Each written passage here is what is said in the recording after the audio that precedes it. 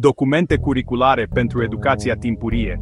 curriculum pentru educația timpurie și reperele fundamentale în învățarea și dezvoltarea timpurie a copilului de la naștere la 7 ani. Domeniile de dezvoltare cuprinse în curriculum pentru educația timpurie: dezvoltarea fizică, a sănătății și igienei personale, dezvoltarea socio-emoțională, capacități și atitudini față de învățare, dezvoltarea limbajului, a comunicării și a premiselor citirii și scrierii, dezvoltarea cognitivă și cunoașterea lumii, lista documentelor educatorului profesor pentru educație timpurie, condicat de evidență a activității didactice, catalogul grupei metodic, caietul de observații privind progresul copiilor, fișe de apreciere a progresului fiecărui copil, portofoliul fiecărui copil, planificarea activităților tematice, planificarea activităților cu părinții, planificarea activităților extracurriculare, portofoliul cadrului didactic.